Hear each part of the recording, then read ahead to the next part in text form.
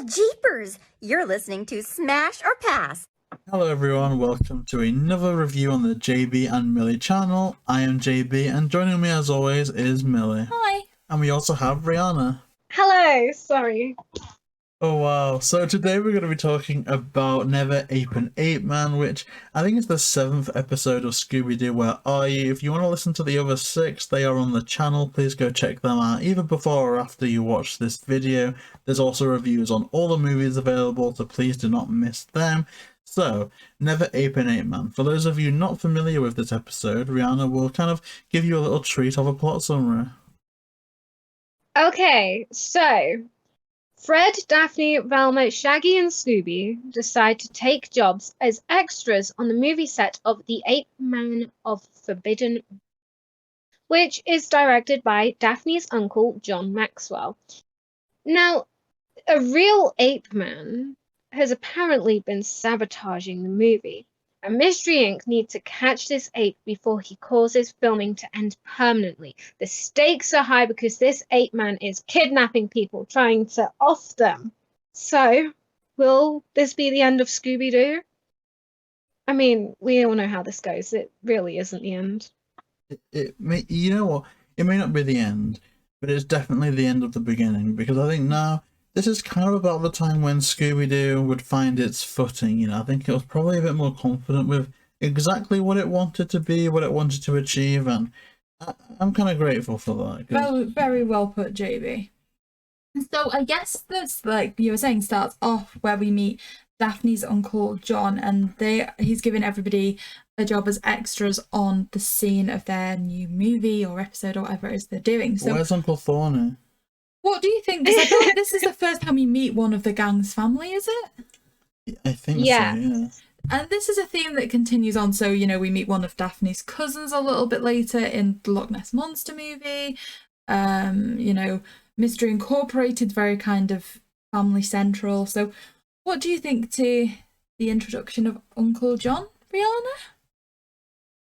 For me, I really like it because we get to see a little bit more, because I think everyone kind of assumes that Daphne is the one who has all the money, who, you know, is rich, but we never really understand why or what happened to cause that.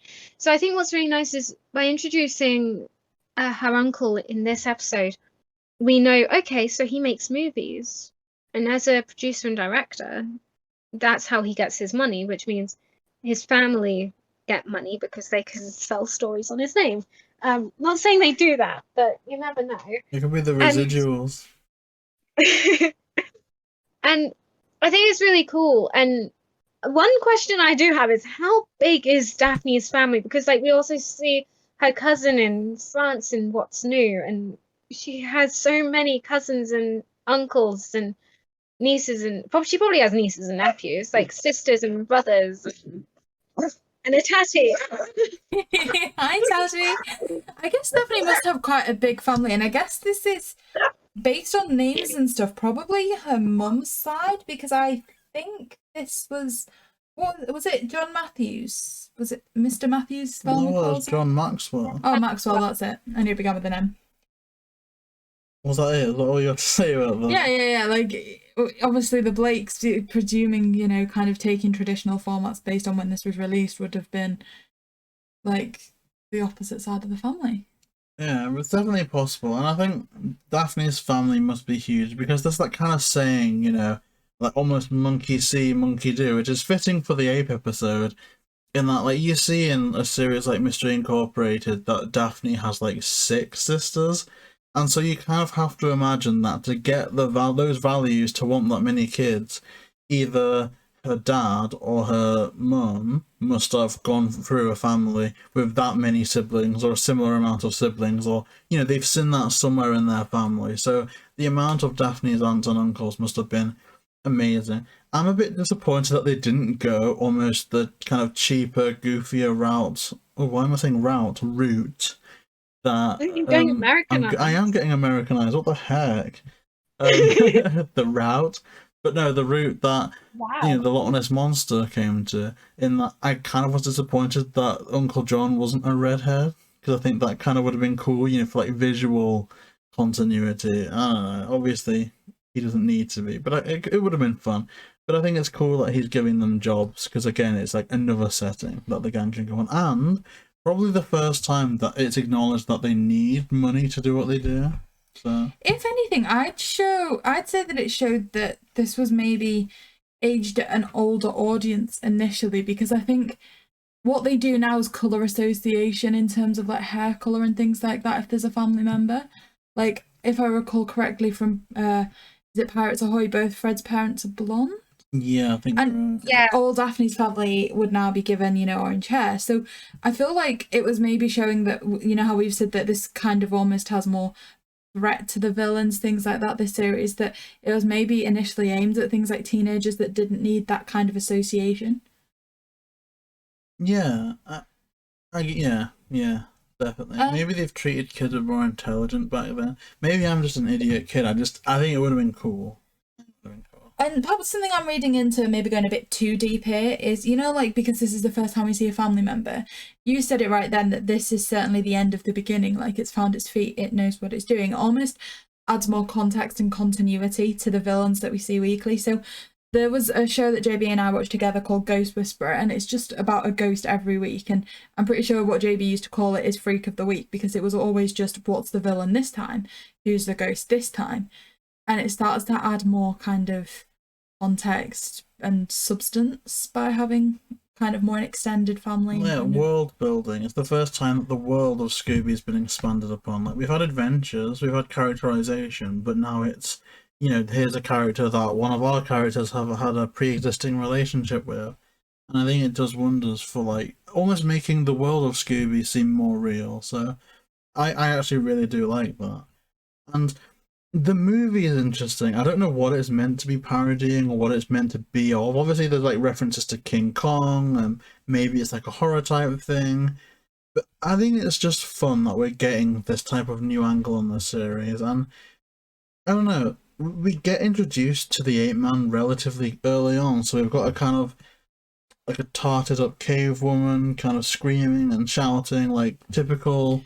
What is it, a femme fatale? Is that what you call them back in the day? I don't know. I mean, basically, to add some context to it, from the very early stages of this episode, Uncle John says that they've had to cast, you know, them as extras because none of the locals would be involved, because there is a pre-established legend of the ape kind of thing.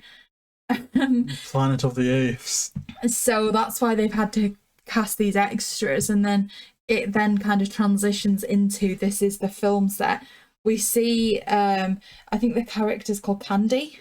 Yeah. Stood on the bridge, and instantly I'm kind of thinking, how come the ape has a stunt double and she's stood on this bridge with no net underneath, no wires, like screaming? Well, I think the kind of the assumption is, and I see what you're saying, is that it isn't the ape's stunt double. The stunt guy is the ape, in the same way that, you know, Nicholas Hope, again, spoilers, watch the full interview, wasn't in the Lunar Ghost costume. It was a stunt person in the Lunar Ghost costume. That type of deal. So maybe there would have been another actor come into it if, like, this ape was unmasked, but I assume it was just meant to be like a King Kong real ape situation. But yeah, definitely on that bridge, especially when in the script he's meant to stamp on it, it's like, yeah, if you're going to do that type of thing, at least be safe. Because I'm sure it would be worse publicity if someone actually fell off the bridge. Yeah. So you're right.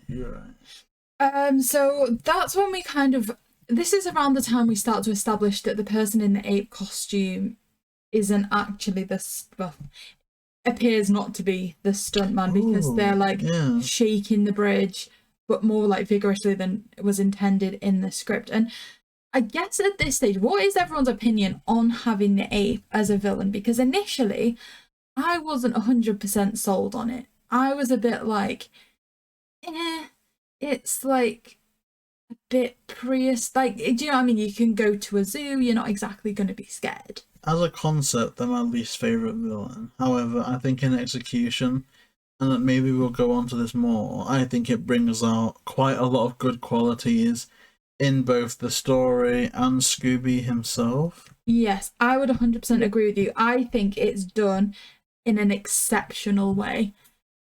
but it initially comes across as a bad idea. I mean, Yeah. Rhianna, what's your thought on the ape villain? Megala gorilla.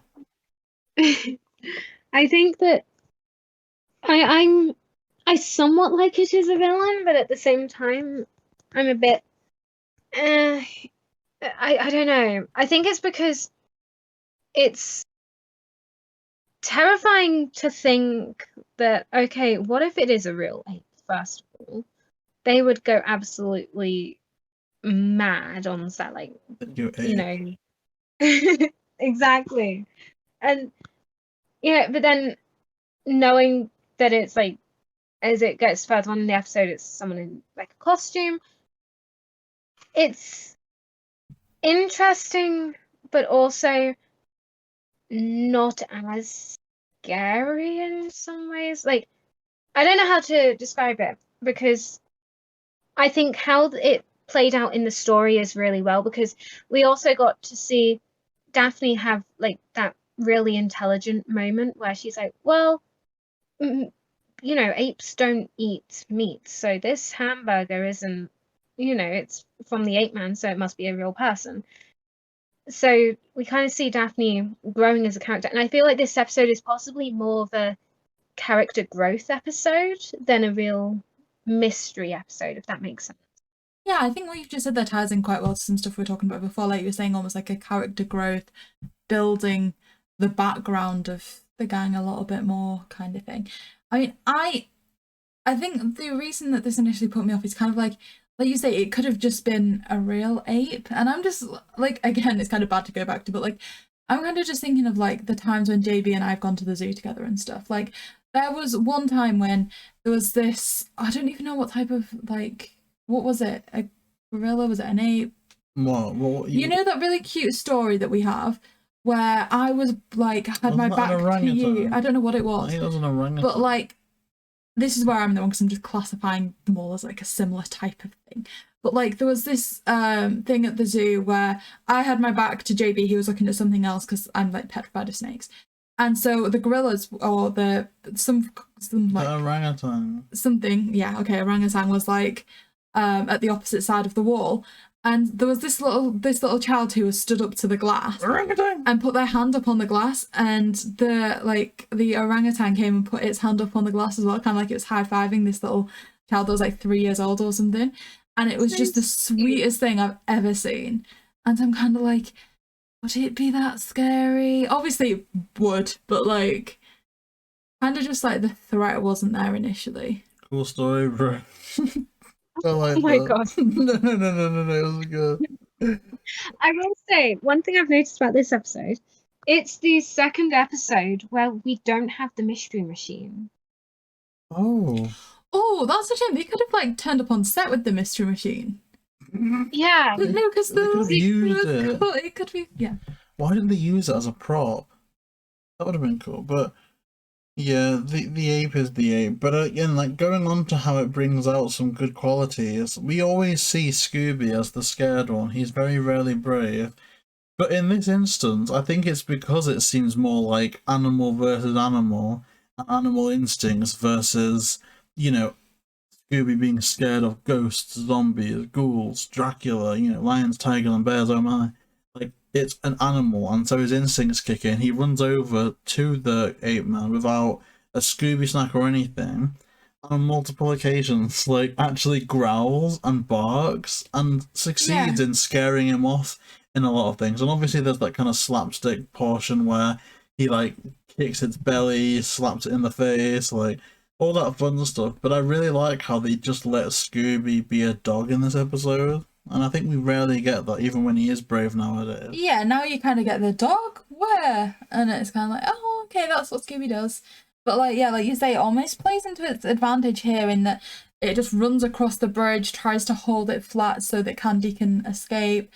Then there's this scene where Velma's almost like, try talking to it, try finding out what it's saying, and so he just starts growling and barking at it, and then that makes the ape run away. So, like you say, it's really played on quite well. The only other time when it isn't done, Messick, where they even let Scooby be a proper dog, is I think in the 2002 movie when he's like barking at Mary Jane.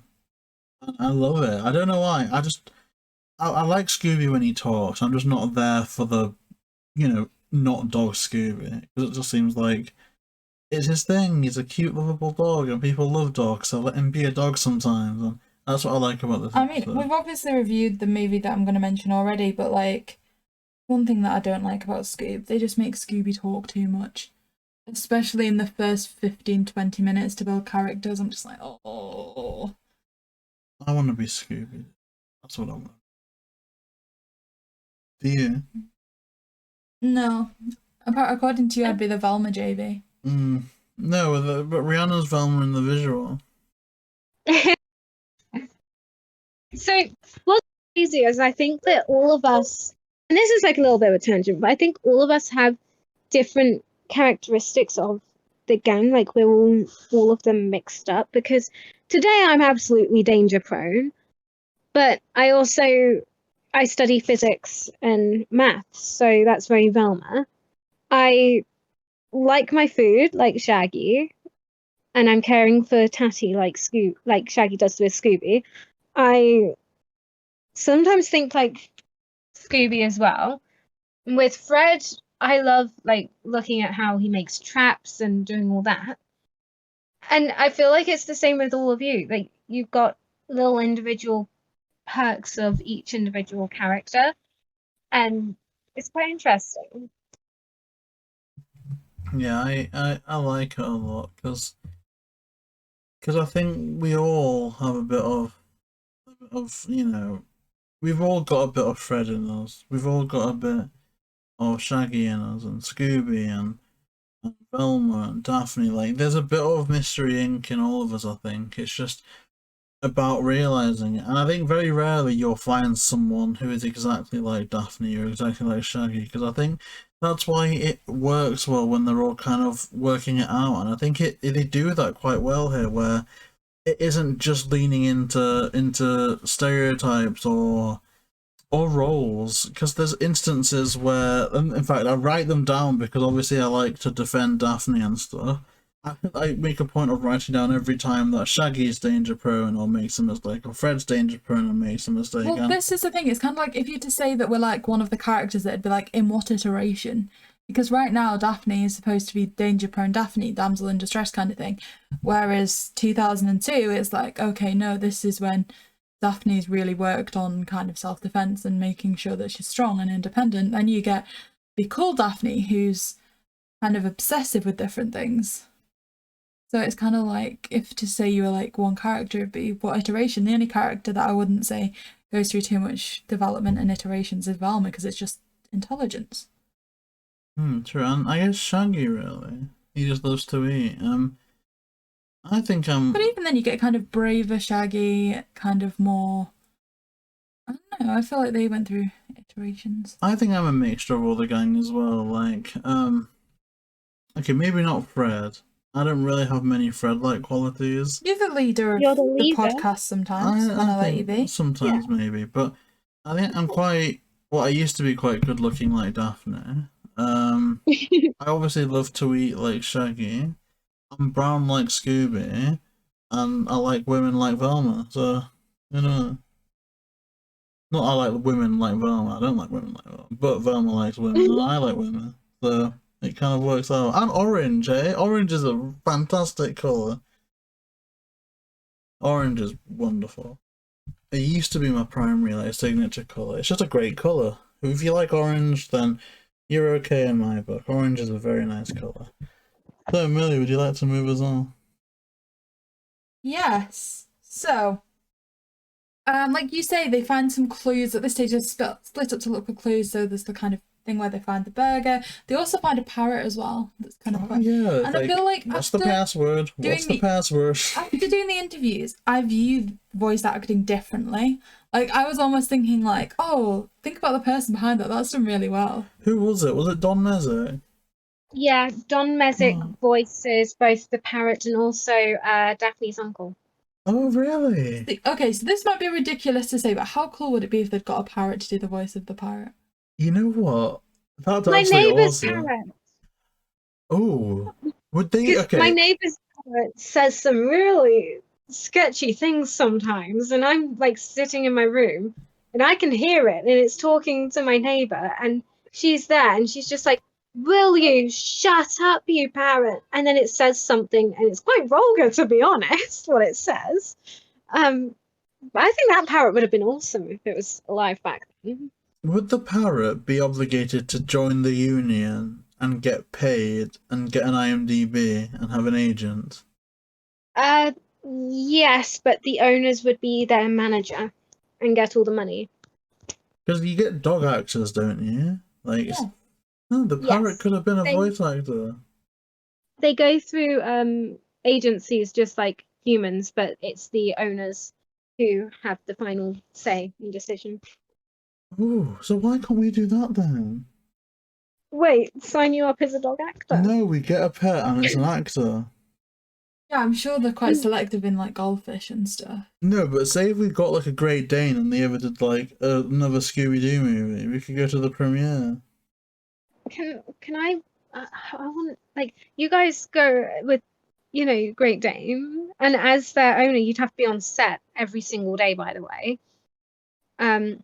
Which means you'd see all the behind the scenes. Can I play either Velma or Daphne in it?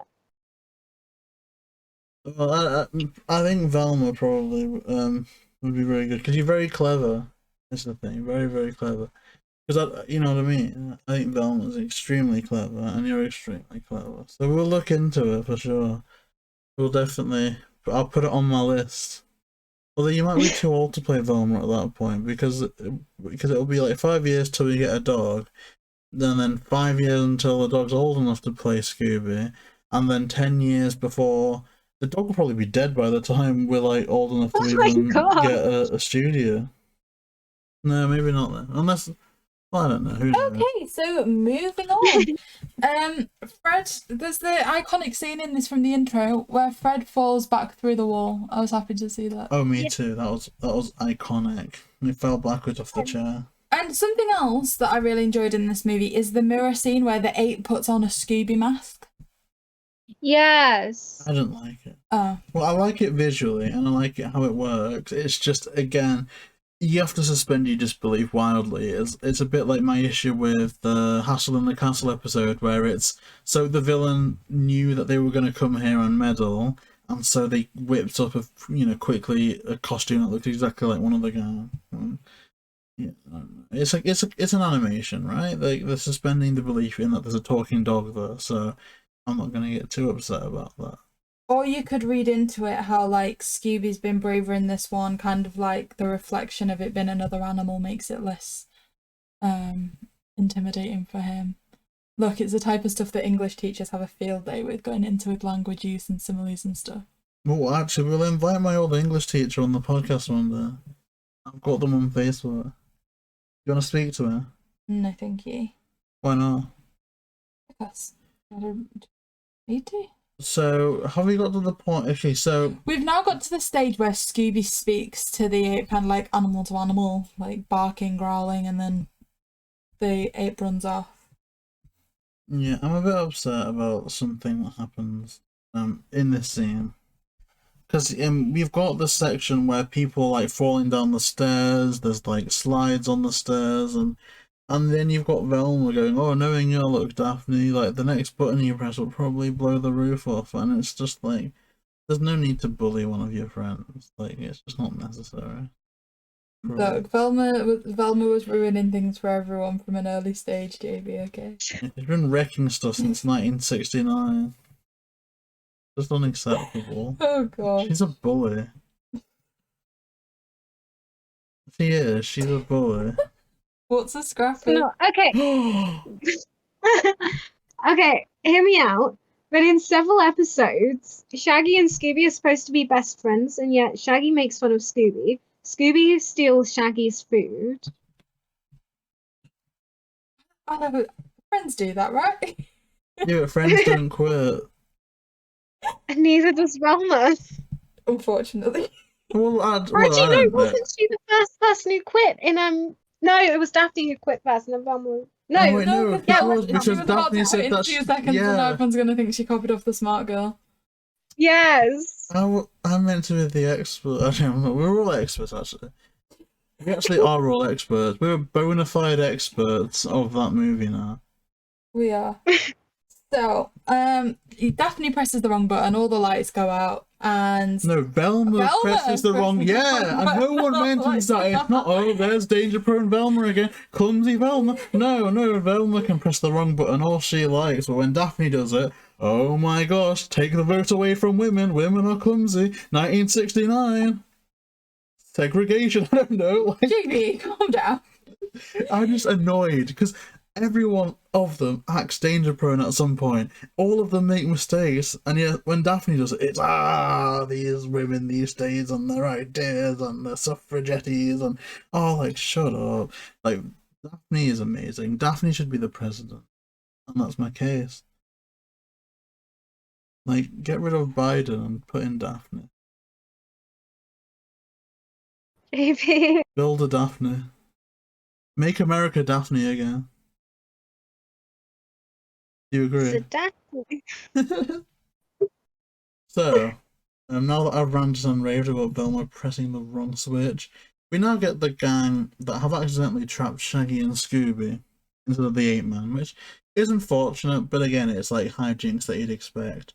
But there's like, I don't know the name, it's not a vat, they call it something, but it's like a big barrel of, I think, wine. It's meant to be wine. And that was in fact the secret passageway towards where the ape would hang out, of course leading out to where the trailers would be. And that's when Shaggy manages to get a picture of the ape without the mask, but he doesn't see its face himself. But this is actually interesting, because you always think that Shaggy and Scooby are going to be scared because they think it's real. Whereas here, Shaggy outright says it's the ape man without the mask on. Takes the picture. Very cool. I don't think you'd see Shaggy doing something that clever and like instinctual like evidence gathering now. I think they've dumbed him down too much. Now you'd see Velma doing that. Yeah, but even then, he acknowledges it's just a guy in a costume and still runs away in fear. And so it's like... Well, yeah, because that person clearly wants to like hurt him or take the photo or something. That's a good point. Like if someone on Halloween was chasing me dressed as like Dracula, I'd still be scared. Okay, let's put this in context. Say you were in a bank and someone was robbing it and you managed to get a picture. You are not gonna like let them catch you. You're gonna get hurt. You're running, and that's all Shaggy does. It's not like he's scared. It's just interesting because I don't know. I just thought he would have been more surprised that it was a person and not an ape man. Like, I don't know. Because initially, and you've probably got to assume that they were just using the costume that was a set piece. See, that's another question that I had. If it was the stunt man in the ape costume, if it was the same ape costume, like again, like how much budget did the movie have to have a very convincing... But you can't assume the stuntman and the actor were going to be the same size. So let's take it back to the Lunar Ghost reference for a moment. There was someone in the costume, but the Lunar Ghost still needed a costume for when they were unmasked. But if say if the Lunar Ghost stuntman was in the costume and another Lunar Ghost showed up in replacement of that, no one would think, oh my gosh, it's a real Lunar Ghost. It would be, oh, some nincompoop has stolen a Lunar Ghost outfit and they've shown up on set. If that makes sense. Well, yeah, it's an outfit. You're not surprised that it's got its mask off. Well, no, but there's meant to be a real-life legend of the Ape Man, which is why all the actors quit. But I guess they've just got used to a maskins at this point. We're on episode 7. Yeah, but I mean the people in the episode. People. Boots on the ground. But no, I get what you're saying. What now? So they then trick the ape, well, don't trick the ape, but they get the ape to follow them back down the tunnel so they can use the original trap with the sliding stairs to catch the ape, and it was called the Stuntman. Oh, da-da-dun. And once it wasn't a money motive, it was that they weren't cast as the main in the film. You could argue that as a money motive, right? Because he'd obviously get more fame and recognition and I guess higher billing if he was like a main cast member, right? So again, it kind of is the root of like money, fame, glory. But you know, Maybe he deserved that money. Maybe he was the best guy for the job. We don't get a chance to explore it, but it's possible. But again, even if you're the best person for a job, dressing up as a monkey and endangering co-workers is never a good way to go about You'd things. think they should have. You'd think they'd have targeted the person that played the ape. That they were the stuntman of, not the person like another cast member. Because we don't actually get an actor for, because we only get introduced to two characters, the Ape Man and Candy. I am assuming he didn't want to play Candy. You'd think there was someone else that they were they were the stuntman for. But then where are they? They presumably quit. Or they weren't on set that day because they weren't filming that day. Like, I'm sure from speaking to people that we've spoken to, you kind of get the gist that you turn up on the days that you're shooting. Maybe. But I like it. So, yeah. So that kind of summarises the episode. Moving on to verdicts, as always, JayBee, smash or pass for Never Ape an Ape Man? So when I first knew that this was coming up, right, we're watching this, like, me and Millie. I don't know how Rhianna is keeping up, but you know the I think it's the Diamond DVD, the Diamond Collection, Hanna-Barbera, Scooby Doo, Where Are You seasons 1 and 2, and so there's like 4 episodes per disc. And so when I saw that this was coming up next, I was like, oh, this is going to be a pass. I don't like it. The Ape Man's boring. But actually, rewatching it, it's probably one of my favourite episodes. The fact that they give me what I love about Scooby when he's allowed to be a dog. And it's such a fun setting as well, going to all the set pieces, a different motivation, and again, like the hidden rooms and everything. And I'm not happy with how the gang are treating Daphne, I'm not going to lie. But I think that this is a massive smash because this is one of my favourite episodes now, and I'm grateful that I was able to reconsider it. And Milly, would you smash or pass Scooby Doo, Where Are You in Never Ape an Ape Man? I think I enjoyed it more because my expectations were so low. Like I said, the thought of having an ape as a villain it wasn't kind of hitting right for me. I wasn't like, oh, this is going to be great. I was actually like, this is going to be kind of terrible. And so I think because my expectations were so low, it made it come across even better than it was. So I think, like you were saying, it kind of worked as a good plot piece to kind of develop Scooby a lot more. It certainly seemed like the start of building up the Scooby world a bit more, I feel. So yeah, it's a definite smash for me as well. So that just leaves Rhianna. So for you, is Never Ape an Ape Man a smash or pass? So I watched it the same way as you guys. I think it's the Golden Collection I've got with complete 1 and 2 seasons. But I feel like even though the monster isn't really the best that we've seen, it's a really entertaining episode where there's so much that happens and there's so many little things that even happen after the episode, like Ed, because I know that this episode was actually adapted into a comic book for Scooby Doo, Where Are You? And I believe it was volume 1. I may be wrong about volume 1, but I know it was like adapted into a comic. Did you just boo me? JayBee! Come at me! It just felt right. What was me doing, JayBee? No. And I love how, like, even in Scooby Doo: The Mystery Begins, they did have Fred fall backwards, like, into the library, like they did in that scene, and there's just so many cool things. And I remember, because I haven't gotten in the Supernatural reference, so I'm like kind of scrambling to. Oh yeah, no, I believe they actually watched this episode in one of the other episodes of Supernatural, and in that episode, Dean has a lot of references to King Kong, and he's like, "Well, Scooby did it," and then Sam looks very disappointedly at him. So yeah, that's my Supernatural reference for this one. But I just really enjoyed it. It was a fun episode, and I think that's what the main thing is. There were like jokes, there were a lot of like little shticks that happened, and it was all funny. And it's a smash for me. I was about to say pass by accident, but it's a smash. It's a smash for me because I really enjoyed it. And Scooby Doo is the cutest dog ever. I love him. See, I almost do that sometimes as well. I'm like, oh no, which one's smash, which one's pass? Yes. Can I ask one question? Mhm. Does anyone understand the title?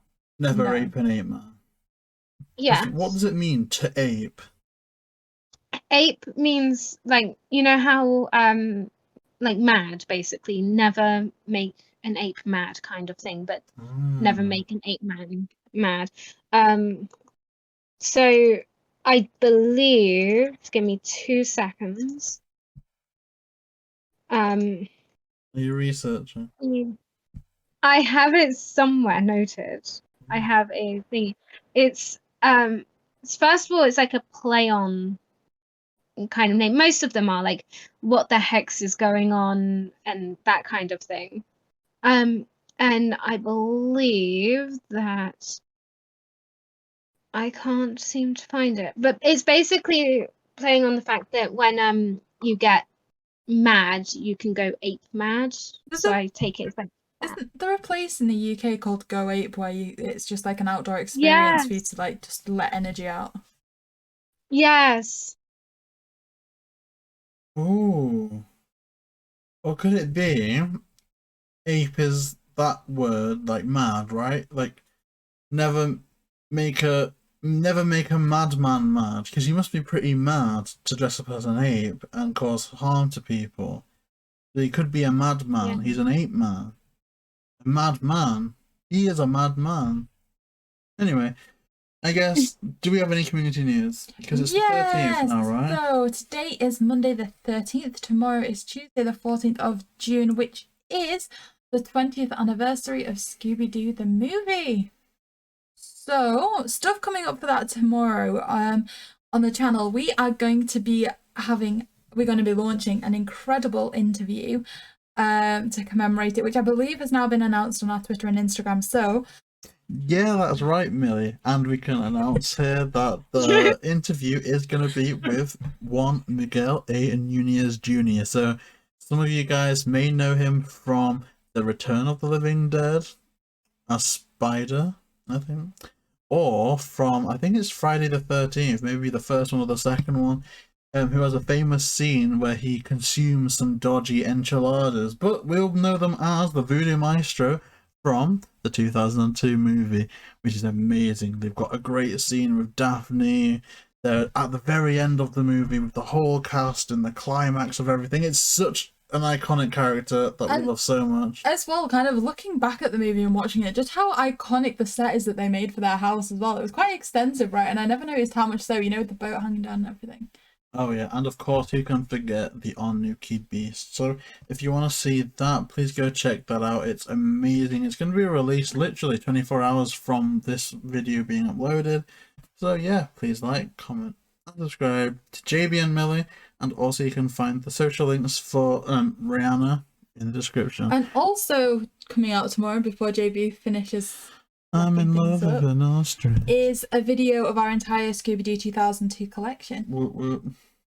What? Is there anything else, JayBee? Just that Daphne's been pink since 1969. JayBee! See you guys next time. JayBee's been a pervert since 1998. What's the next episode? Is it Foul Play in Funland? Yeah. Yes. Okay, make sure to tune in a couple of days for our review of Scooby Doo Where Are You in Foul Play in Funland. Where JayBee will continue to be a pervert. Have a good day.